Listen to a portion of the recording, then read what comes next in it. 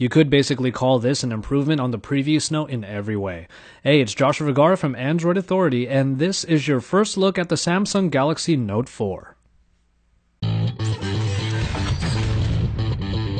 As always, we're going to start off with the design, and yes, you can finally rejoice that the Galaxy line now is including metal in their designs. You really do have to feel this to believe it, as the flat sides with this metal frame really make this feel like a great device in the hand, especially over the original Note 3, which we thought was a pretty good design to begin with. You can see here the metal on the sides, and we also have quite a bit on the top and bottom where all of the different ports are going to be held. It is essentially the same design as you remember from before, except this metal frame really enhances the feel. But on the back you still get that faux leather that has that textured feel to it and does feel pretty comfortable in the hand still.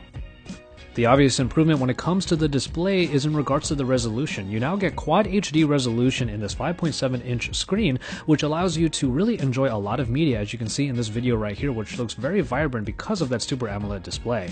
And on top of all of that, you also get a pixel density of over 500 pixels per inch, which makes for a great experience when it comes to text. In the short time we've already had to play with the Galaxy Note 4, we really enjoyed what we were seeing when it came to this display. Performance continues to get the needed boosts, as this year you will still be able to get this version of the Note with the Qualcomm Snapdragon 805 or the Exynos that they will have for in other versions of the phone, but the performance is still as great as it can be, especially with all that this phone can do.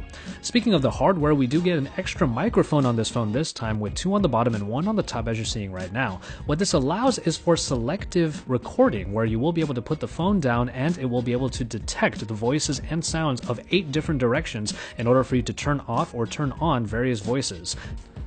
You can see the extra mic here right now, but also we have that USB port on the bottom, and we do have something to say about the fast charging that Samsung has apparently introduced here.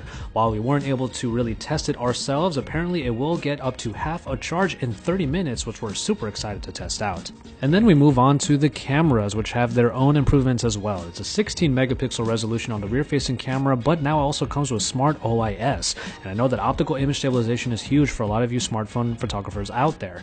But the front-facing camera has also been bumped up to 3.7 megapixels and an f1.9 aperture to really make the selfie game a lot better for all of you. What you're seeing here is a 120 degree selfie mode, which allows you to use a panorama mode to get everyone in your shot, so you will be able to get the best selfies that you can possibly get. And finally, in software, we will obviously do a focus on the S Pen in a little bit, but we did want to say that TouchWiz continues to do its improvements despite looking pretty much the way that we would expect it to. But multitasking has been given a big focus here, as the recent app screen right here has been enhanced now to be able to allow you activation of multi-window straight from it. As you can see here, I'm activating these 2 different applications, Gallery and Facebook, but I'm also being able to create a floating Facebook here on the fly just by holding the dot in the middle. You will see that multitasking has really become a bit streamlined because you can go in between all of these different modes, especially on the fly, even with apps like the camera. And the app list for multi-window and floating apps has been expanded somewhat to allow you to be able to use a lot of different applications at once in any way or fashion that you choose. But of course, it wouldn't be a Note device without the S Pen, and as far as the actual pen itself goes, it has been given a bit of a thinner profile, but also some texture on it, but it's largely the same pen that you remember from the Note 3 with some added functionality. We do still have the Air Command menu, but it has been changed somewhat a little bit. I'll start off with the Action Memo, which allows you to take notes on the fly already, and after that you can manipulate the text inside of the note in order to perform a number of tasks. But now you also have a shortcut on the bottom right of the note, which allows it to convert into an S-Note application. Now, speaking of S-Note, there have been a couple of pens introduced here, the calligraphy pen and the fountain pen, which take advantage of the now enhanced touch recognition, the pressure sensitivity of the S Pen, to give you even more freedom over what kind of strokes you have on the actual screen itself in order to really make your handwriting your own. Voice memos, typed notes, and handwritten notes are all still par for the course when it comes to the Note device, but probably the biggest enhancement here has been the Snap mode. It is an addition that allows you to snap a picture of any surface that has, let's say, handwriting on it, and it will be able to recognize what is handwriting and what can be used as images. And I'm doing that exactly here with my notes, in which the section on design that you can see will be manipulable, much like handwriting is in the S-Note application.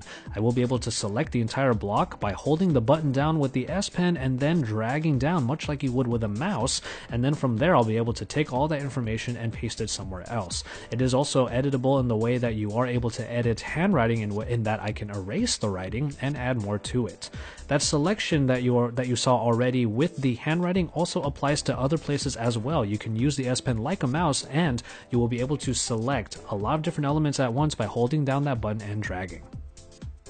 And so there you have it for this first look at the Samsung Galaxy Note 4. There are so many enhancements across the board, and we really like what we see that even this video that I've given you, it doesn't really feel like it's even scratching the surface. For example, the heart rate monitor on the back can now be tapped while using the front-facing camera to easily take selfies. But that's only another example of further enhancements that Samsung has been putting into the Note line, and in this particular version, we do feel like the Note line has matured to what we feel like it should have been this whole time.